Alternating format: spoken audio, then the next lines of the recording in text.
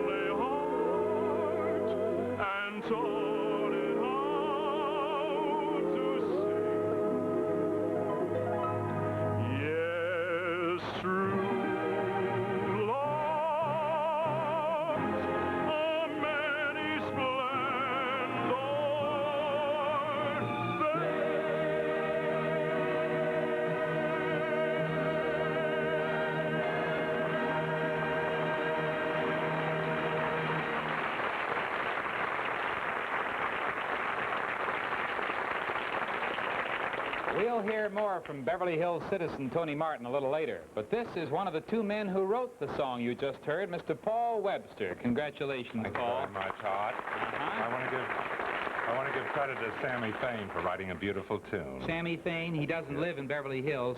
The heck with him. Gotta go now. It's time to visit citizen Jimmy Durante on North Beverly Drive.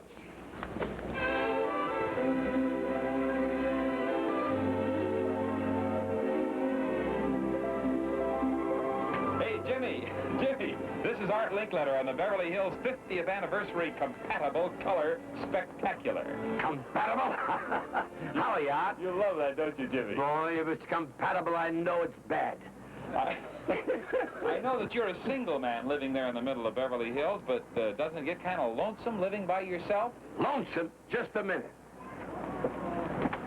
Come on out here, fellas. Oh, sure. Oh, boy, you may not have any family, but you got a lot of friends.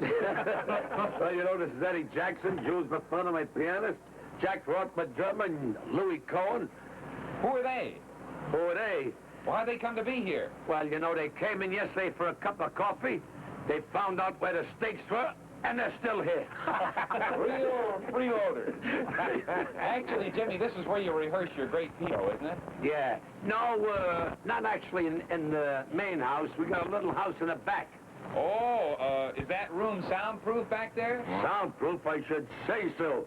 All the neighbors chipped in. Jimmy, you've lived in Beverly Hills, this home, for a number of years. What do you like best about Beverly Hills? Well, I'm proud to live in a community which enables me to participate in the many cultural and intellectual activities so near and dear to my heart. Thank you, Adelaide Stevenson, for writing me that speech. Go on. See you later. Oh, yeah, back to the stage. Yeah. You can always depend on Jimmy. Now, a few blocks up from the Durante home, our cameras are trained on another famous personality's home. All right, boys. This is the Bob Cummings home in the north part of Beverly Hills. Unlike most of the homes in town, it's really up in the hills. Here comes Mrs. Bob Cummings now. Mary Cummings, who used to be Mary Elliott, a starlet at MGM. Hello, Mary. Hello, Art. Who's that you're holding? This is Laurel. How old is Laurel? 9 months. Oh, isn't Hello, she Uncle Art. pretty? She's number 4, isn't she? Yes, she is. Well, Mary, we know that you're very active in life here in Beverly Hills, PTA and Cub Scouts and your own gang. And here's Bob and the rest of them. You're wonderful. Mary, how do you have the inside of your house furnished? We have it 18th century English with Chinese and modern and sort of Cummings influences. It almost broke me, you know. Cummings in. That means pretty girls all over the place? Ooh, look at pretty girl. Come on out. This is little Patricia, who's been kind of sick, but she suddenly got well when she heard there were cameras around. Come here, Stay with us, darling. Come here. You know, cameras don't go all over the earth. Yes, Outside of this wonderful family and all of your TV work, what are you interested in mostly around town? Mary, and then, of course, you know, I have my airplane. Yeah, you fly at weekends. Yeah, and then the TV show takes about 7 days a week of And you're work. the president of the Stereo Realist Society. Naturally, who made me? You. Thank you, Bob. Oh, and then we have a lot of charities that we take care of, you know, Mary and myself in Beverly Hills and Los Angeles and all over the country. It keeps us busy. And Mary and Bob, don't forget to keep a few weeks open in the spring to go to France with us. Oh, that's right. You won't Lois is forget, I planning hope on you having won't. Get the president. You travel with us to Europe. Yeah. Well, there's the Cummings family. Bob, good luck to you. Thank you, Art. So Thanks nice for to letting us see you. drop in. Fine. Thank Come you over for again coming. sometime. Bye-bye. Bye. Do you recognize this lady? She's the most valuable person in Southern California. She's a tourist. And her name is? Mrs. Mabel Taylor. And where are you from? I'm from Toronto, Canada. Well, isn't it fun to sit here with such stars as Mr. and Mrs. Durocher? It certainly is. They're real old-timers. How long have you lived in Beverly? About 3 years, Art. Your roots are deep, deep. Lorraine, what do you think the average tourist thinks about our Hollywood stars? Well, I don't know. I guess they think that stars lead a very easy life, that everything is done for them, and, well... Do you feel that way? I feel that way. I think they have a very easy life. Most people do. We took a survey of 1,000 tourists. And here's the way I imagine the average day in the life of a movie star. In this case, Peter Lawford.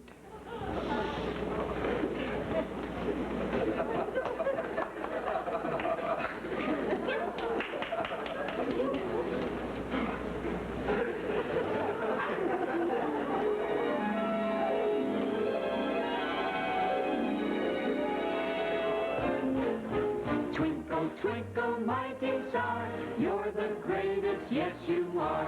Have your beef shots and champagne, ice pack on your throbbing brain.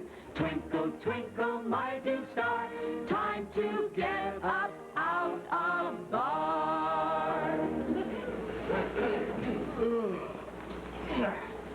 Ah! I've gone blind! Excuse me, sir. Oh, that's better. Get me Noella Parsons. She's always connected, sir. Hello? Hello, Noella, darling. This is Peter. Yes. I have an exclusive for you, darling. You may tell the world that I awoke this afternoon at 3:15. Say what? Yes. It's exclusive. Bye-bye. Get the head off her. She's always on the red phone, sir. Hello? Hello, darling. Same thing. Your new psychiatrist is here, sir. Your name, please? It's Lawford. What did you dream, Mr. Lawford? No, I don't think you quite heard me. Lawford, Lawford.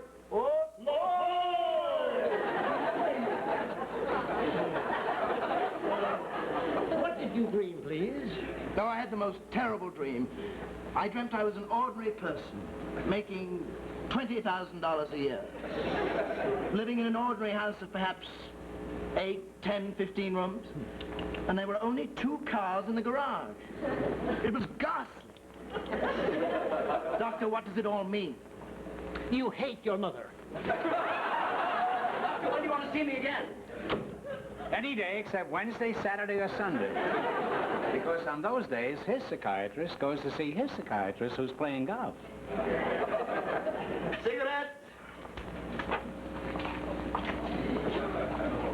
No, no, no. I want king-sized cigarettes.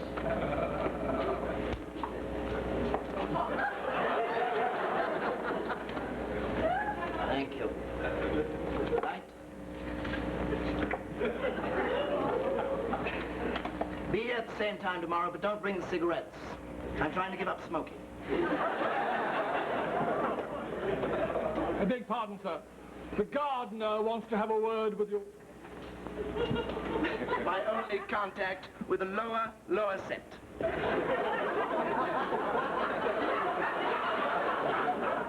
boss, I got a good news for you. What? I'm in love with your wife. I want to marry her. Of course, old boy. See my lawyer, he'll handle all the details. You handle the details, I handle your wife. The studio is calling, sir. They want to know if you'll hurry. They're waiting for you on the set. You tell them if they want me in that picture, they'll have to come over here to shoot it. Yes, sir. Oh, one more thing, sir. Your wife is here. Oh. Hello, Peter. Hello, Peter. Sorry to intrude, Peter, but the gardener's in love with me. Wants to get married. Well, of course. Share the community property as usual. You take everything. Of course. It was fun while it lasted, Peter. But 6 months is a long time, you know. Bye-bye. Bye. It's a pity. Good gardeners are so hard to find. The picture people are here, sir, to shoot the scene.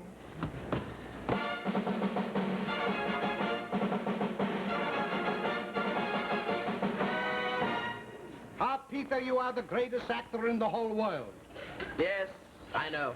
We now get ready to shoot the big love scene. Camera. And now make a nice love to the big dame. A big love to the dame, excuse me. I love you dreadfully. I love you dreadfully. Now that's enough of this. I'm terribly tired. What a scene. What an actor. This picture going to sell plenty popcorn.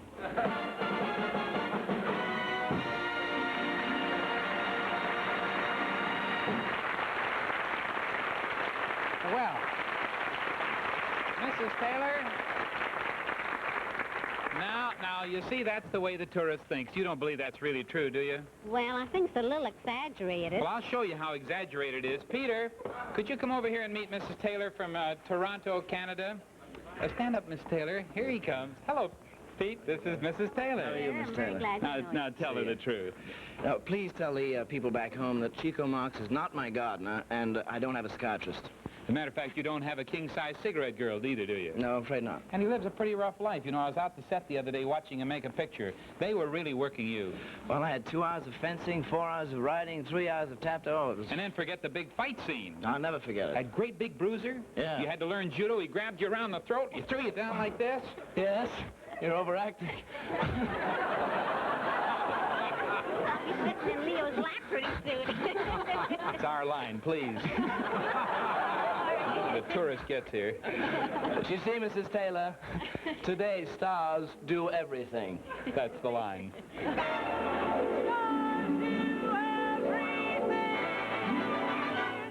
Do you hear me, Minnesota? Yeah. Texas, Maine, South Dakota. Indiana, Tennessee, and Georgia, too. We do. Get up near me, both Carolinas. All you West Virginia miners. There's some gossip going round that isn't true.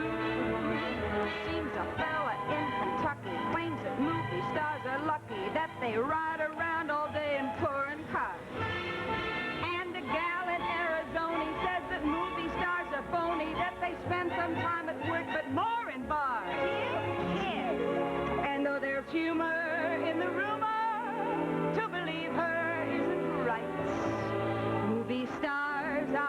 the beavers every morning, noon and night. Stars do everything. Stars are not afraid. Stars must fence with zing, even get to shade. On the screen they fight with shuddering brutality. They kill off extras with a smiling informality. Stars do everything. Ride the wildest horse.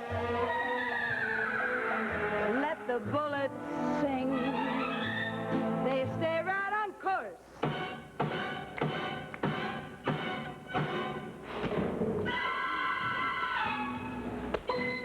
Even stars with two left feet who just can't dig their beat. When the camera rolls, you are a dancing king.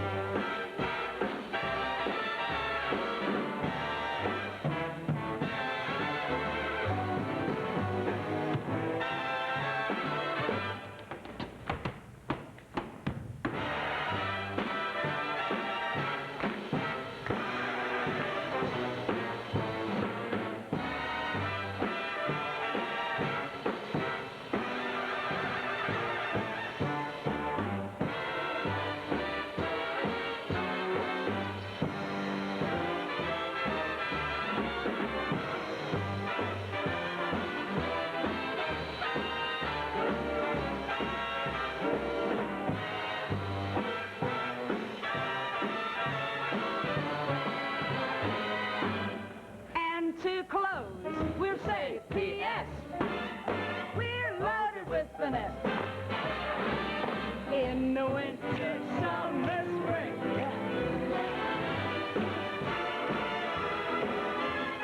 Stars really do everything.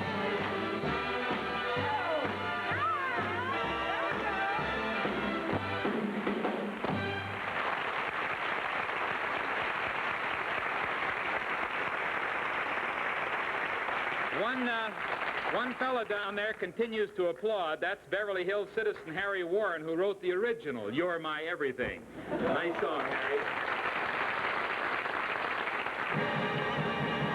Got those now we pause, breathe.